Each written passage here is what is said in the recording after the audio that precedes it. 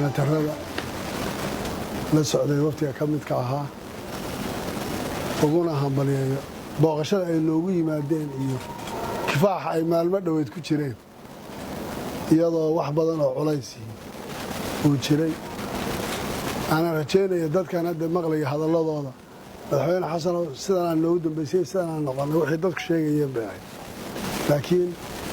waxaan leeyahay madaxweyne adiga waqtiga aad baan idinkaga mahadcelinayaa booqashada iyo kala soo qaybgalkaad nagala soo qayb gasheen xafladda iyo ma aha middaa keliya wixii tashi iyo wixii dana kale inaan intaba isugu nimaadno adiga waqtigaa soo dhowaada gurigiinni baad joogtaan meel kale maydaan tegin waan idinku soo dhowaynaynaa waxaan rajaynaynaa wixii hadali dib buu noqon doonaa waliba odayaasha saaxiibkee muuse suudi iyo aad baan u soo dhowaynayaa waan si gooni aan u xuseeyaa insha allah aad baan kulligiin si xushmadla idinku soo dhowaynayaa insha allah waxaan idiin rajaynayaa safarkan inuu noqdo mid dantaan u nimid iyo tu guud iyo mid walba aan kaga hadalno madaxweyne axmed aad iyo aad ayuu u mahadsan yahay kelmadaha soo dhoweynta iyo tixgelinta iyo qadarinta sharafta leh dadka reer jubbalandna aad iyo aad ayay u mahadsan yihiin soo dhoweyntii diiraneed kalgacaltooyada iyo walaaltinimada iyo xushmadda ay ku dheehneed aad iyo aad ayaan uga mahad celinaynaa maanta waxaan aragnay qiiro iyo dad iyo shacab runtii u taagan dowladnimadooda iyo maamulkooda iyo siyaasaddooda iyo waxa iyagu ay qabsan karaan annay qabsadeen waxaan leenahay hambalyo guud ahaan shacabka waxaan leenahay hambalyo waxaan sidoo kale leenahay hambalyo hay-adihii ka soo shaqeeyey maxaanku idhahdaay wanaaggii iyo muxuu ahaay wixii halkan ka qabsoomay soomaaliya geeddi socod ayay ku jirtaa geeddi socodkaas ay ku jirto meeshii ay saldhiga lahayd weli ma ayan gaarin inta jidkaa dheer lagu sii jira markaa qarar laga dhaca iyo muxuu ahay caqabada waddada hor yaalla iyo meelo lagu sii hantaaturiyooda iyo waa lala kulmayaa waxa baryahan dhacayeyna waxaas waxba kama duwana maanta diyaaradii ugu horreeyey ee keenay dadkii siyaasiyiinta ahaa ee ma tegi kartiin inta meesha la yidhi dul qaatay ee aan dagaalamin ee aan fawdo ka talinin ee maxaanku idhahdaa si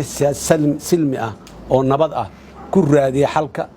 ayaan anugu ugu horreeyaan imida in kaloo badanne waa isoo daba socotaa way iman doonaan haddii alla yidhaha dhammaan halkaana laysugu imaan doonaa muhiimadda meeshaan laysugu yimiday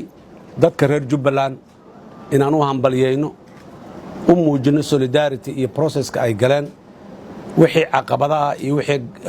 gaabin ah oo jirana mar walba waa la saxayaa waa la sii hagaajinayaa hayaankaas dheer ayaa lagu jiraa marka in aan soconno ayaa muhiim ma ahe inay jidka qodaxi nagu sii muddo iyo inaan muxuu ahay meel ku sii hantaaturiyoonno iyo dhib weyn iyo culays ma laha laakiin in la socdo oo loo sii socdo meeshii iyo hadafkii la hiigsanaya xaggiisa loo sii socdo ayaa dhab ah dadka reer jubbalandna dadkaa safarka dheer hayaanka ku jira sii socda ayay ka mid yihiin waxaa kale oo mas'alo ah oo taallo maanta fursad ay u heshay jubbaland caasimadeedii kumeelgaarka ah magaalada kismaayo inay isugu yimaadaan dad badan oo siyaasiyiin ah hogaamiyeyaal ah siyaasadda soomaaliya muxuu ahay talo ku leh cod ku leh danaynaayo jecel dalkan mas-uuliyadda u hayo berri inay u qabtaan raba inay tashadaan ayaduna waxaan rabnaa dadka soomaaliyeed meel kastoo ay joogaan waxaan ku tashanaynaa wanaagga soomaaliya horumarka soomaaliya deganaanshiyaha iyo nabadda soomaaliya soomaaliya cadoway leedahay niman nabadiid la yidhaahdo oo shabaab la yidhaahdaa joogaa dalkii haysta iyo dadkii cadaawad kale iyo dagaal kale iyo muxuu ahay uma noqdo dalkan taasaan u wada istaagaynaa sidii aan uga wada shaqayn lahayn iyo dalkaani sidii dowlad xooggan oo dalkao dhan hanato dadkuna ay raalli ka yihiin dowladda xooggeeda wuxuu ku xihan yahay inta dadku raalli ka yihiin dowlad kasta oo ay dadku raalli ka yihiin waa xooggan tahay lama ciriiri karo lama qashqashaadi karo si local iyo si international intaba laakiin dowladdu markaanay dadkeeda raalli ka ahayn macno badan ma samaynayso qoryaha ay haysato iyo madaafiicda ay haysato iyo maxaanku idhahdaa askarta faraha badan oo ay haysato iyo waxaasoo dhan macno ma samaynayaan raalli ahaanshaha dadka ayaa sharciyadda dowladnimadu ay ku dhisan tahay sharciyaddaasi hadba dadku intay raalli ka yihiin ayayna la eg tahay waa rajaynaynaa waana ku fikiraynaa har iyo habeen talasan oo wax dadka Soomaaliyeed raalli ka yahay ay garab taagan yihiin in meel walba laga helo haddii ay tahay heer dawlad goboleed iyo haddii ay tahay heer dawladda federaalka ee dawladda dhexe intaba madaxdeenna qaranka waxaan leenahay mas'uuliyaddii adika haya annaguna muxuu ahaay idinkuma haysano mas'uuliyadda laakiin talada dalka si lagu heshiiyey oo lagu ballamay ayaa madaxda loogu dhiibay hay-adaha loogu dhiibay waxaan aad iyo aad ku celcelinaynaa mar walba wixii lagu heshiiyey oo lagu ballamay ee ilaa iyo hadda aan ku soo dhaqannay ee ku soo caanamaalnay halkoodii inay ka sii socdaan sidii loogu ballamayna ay ahaadaan haddii ay wax naga gaabis yihiin oo waxyaaba qaarkood ay nagu habboonayna in talo la isugu noqdo oo iyadoo la wada og yahay sidaanaa ka roon inta la yidhaha loo guuraa loo baahan yahay qof ma aha laba ma aha 5 ma aha 10 ma aha talada Soomaaliya waxay ka go'do talada Soomaaliya waxay ka go'daa dadka Soomaaliyeed dadka Soomaaliyeedna weelkii ay ku tashan lahaayeen iyo nidaamkii ay ku tashan lahaayeen way abuurteen dawlad dhexe oo dawladda federaalka Soomaaliya ay dhisteen dawlad goboleedyay dhisteen ay joogaan oo ayagu ay leeyihiin waxaan rabnaa in dadka lagu ixtiraamo waxa ay leeyihiin dawlad goboleedyaduna ay ku ixtiraamaan dawladda dhexe waxa ay leedahay waxa ka wada dhaxeeya dadka oo dawladda dhexe iyo dawlad goboleedyada ka dhaxeeyana wada tashi iyo wada hadal iyo is ixtiraam iyo isqadarin ay ku jirtaaye intaas iyo dhinaca la aado ismaquunin maxaan ku iraahdaa xoogis maxaan ku iraahdaa kuma jirto marna nooma dhalin horena umaanaan soo guulaysan haddana ku guulaysan meena berrina kuma guulaysan doono wixii aan ku ballanno ku dhaqanno wixii aanan hore uga ballamin hadda ka tashanno waxaana soo baxay waxaana gaabis ka jira see yeelnaa in la yiraahdo meeshii iyo dadkii iyo hay-adihii see yeelnaa la isku dhex dhihi lahaana waa jiraan waa noo dhisan yihiin waa taagan yihiin yaanan awood tirin oon daciifinin aan sii xoojinno oon kor u qaadno aad iyo aad ayaa u mahadsantihiin dadka reer Jubbaland mar kale waxaan leeyahay hambalyo wixii dhiman sidaan u sheegay waa laga wada hadlayaa walaalo Jubbaland joogo oo tabasho qabo ama eed qaba hadday jiraan waa lala hadlayaa mas'uuliyiinta madaxda Jubbaland dardaarankeenu mar walbana kula dardaarmi jiray inay la hadlaan ciddii wax tabanaysa annagoo maanta Kismaayo joognana waxaan diyaar u nahay inaan la hadalno lafsadayna aan soo salaano u tagno la fariisano oo aan dhageysanno oo aan wixii aan ka galnaan rabnaa dadka reer Jubbaland oo mid ahaan rabnaa dadka reer Jubbaland oo dawladooda iyo hay'adahooda ay ayagu dhisteen ka dambeeyo oo daba joogaan rabnaa dadka reer Jubbaland wanaaggaas aan ugu nimadaan aan la rabno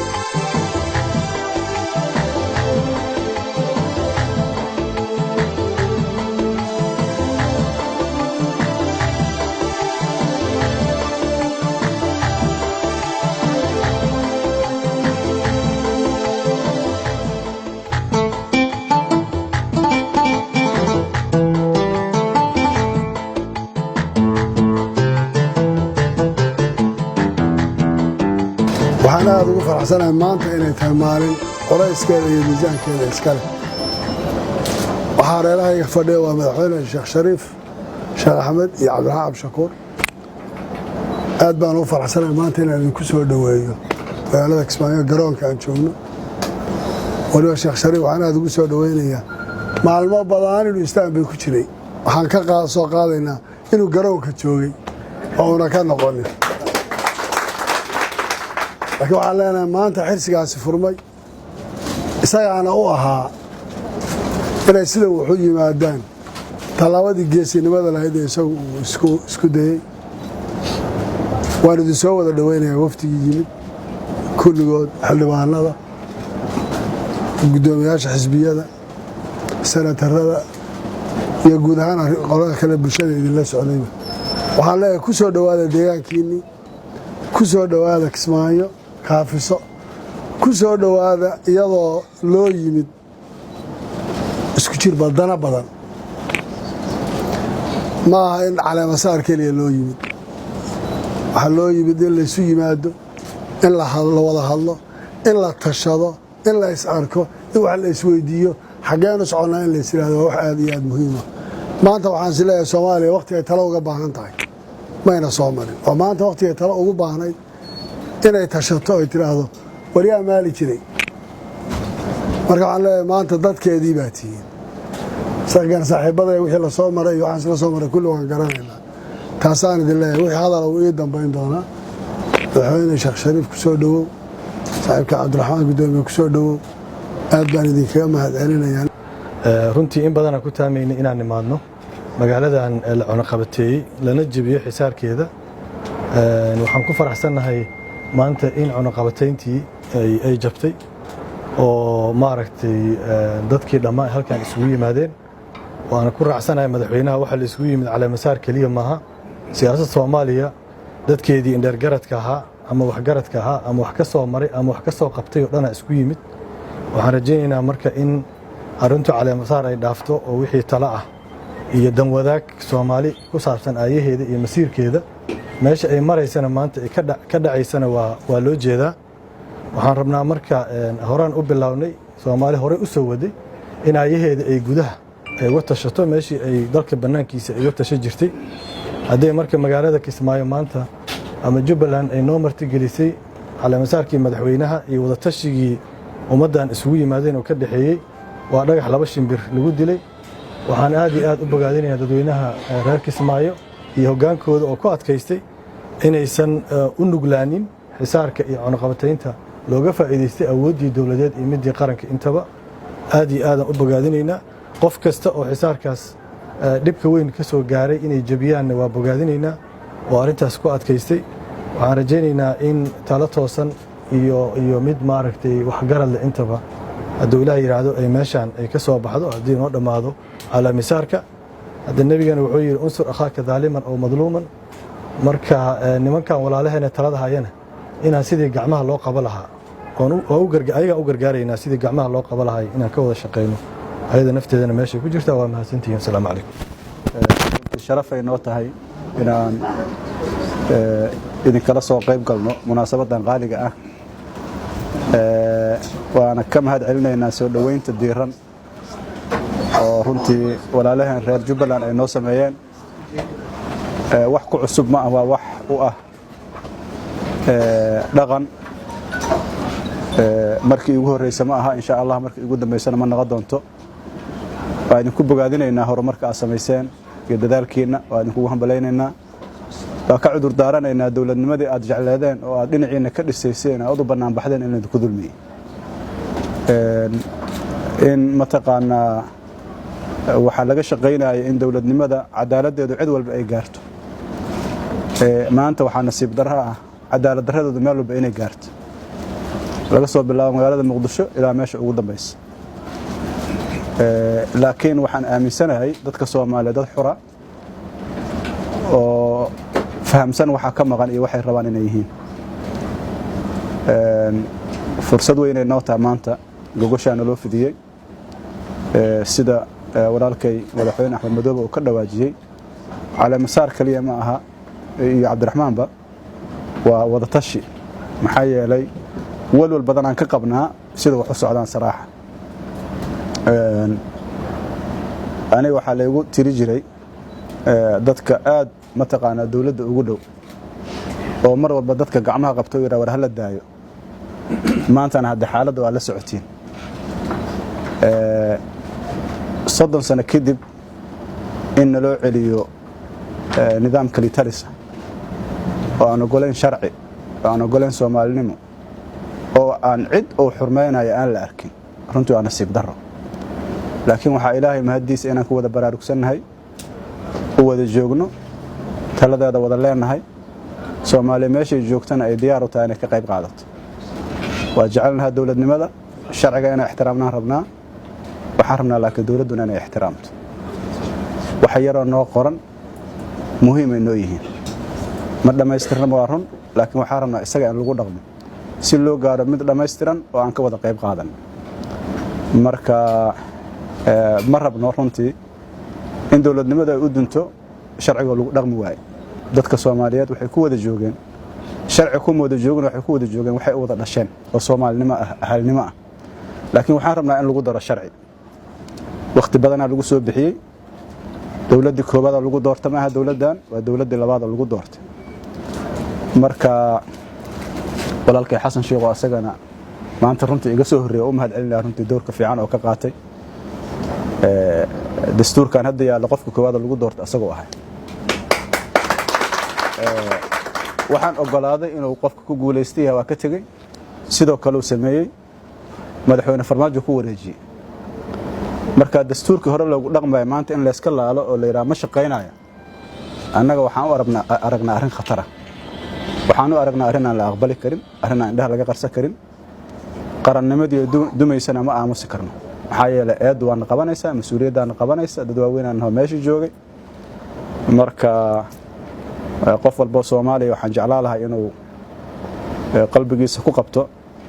annaga waxa aan rabno inuu sharcigu sareeyo wax kale rabno lama arko 4 sano aan ku haysan hadduu mar kale guuleystaan aan ku haysan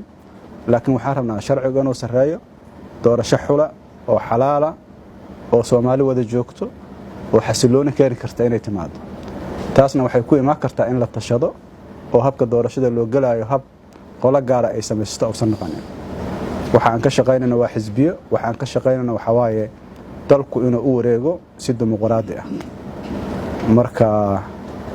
internationalkan waxaan leenahay waqti badan ku soo bixiseen hanti badan ku soo baxday dawladnimadu adinku iska aamusan inay dushiina ku dunto wax la aqbali kara ma aha inaad qaybtiina qaadatiin oo aad ka soo baxdeen meelaha ku jirtiin annaga waxaan aaminsan inay laga maarmaan tahay annaga waxaan isleenahay shacabka beenta oo loo sacbinayo dawladda wuxuu xoojinayaa hareer marka iyo garab marka iyo burburinta sharciga taasna Soomaaliyeed ugu ma jirto marka waxaan rajaynayaa insha Allah dadka wax garadka halkan jooga inay ka qayb qaataan wax taariikhi ah qof la nacabiha ma jirto qolana la nacabiha ma jirto annaga waxaan jecelnahay sharciga in lagu dhaqmo marka hadallada beenta umada lagu wareeriyay waxaan leenahay waxba soo ma kordhinayaan waxa loo baahan yahay waa dawladnimo taasaan isugu nimiday taas madaxweyne Farmaajo asagoo 40 maalmood in ka yar joogo madaxweyne ku noqdo ku ixtiraamay ولنا وأكو احترامنا حدنا وأكو احترامنا لكن وحا مهمة شرعا إلا إلالي شرعا إلا إلالي أو دولة إلالي سمحوا